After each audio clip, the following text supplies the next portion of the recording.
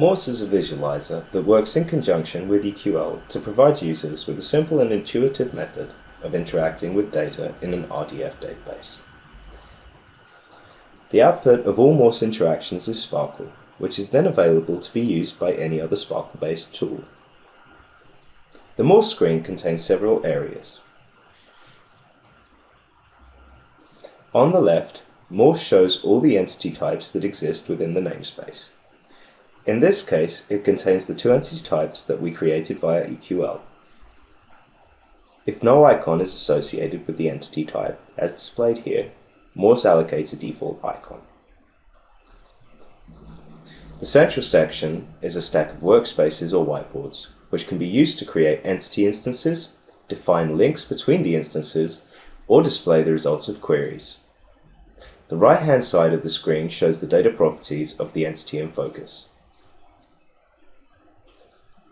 Morse opens a default whiteboard tab when you first log in.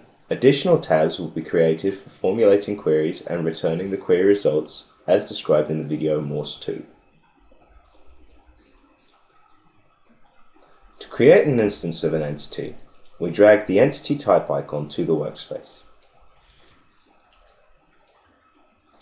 Morse then opens the entity properties window so the attribute values can be entered.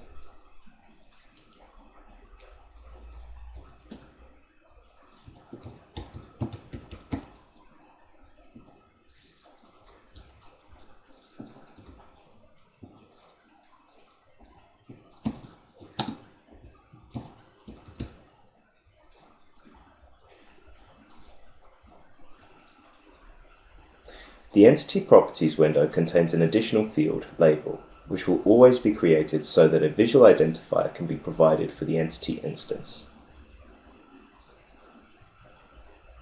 Morse creates the same Sparkle statements as EQL. Please follow the video EQL1 for a detailed explanation. We will now create a couple of vehicle instances.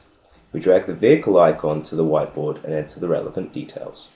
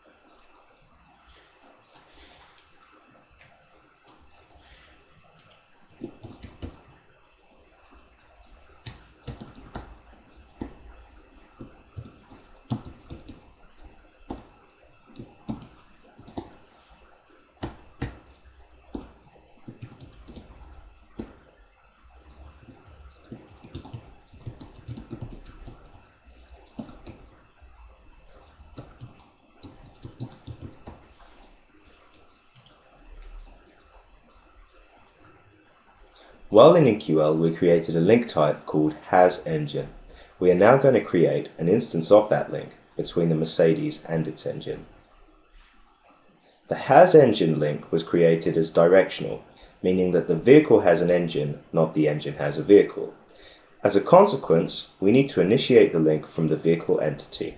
We select the Mercedes by single-clicking on the entity.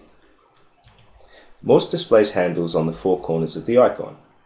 We then right-click and Morse displays a submenu with a list of options, one of which is Add Link. An arrow appears and we guide it to the engine entity. We click on the engine. Morse opens a box displaying all the links that exist between vehicles and engines. In this case, there is only one link type, but there could be several. We select the hasEngine link, click OK, and the entities are linked.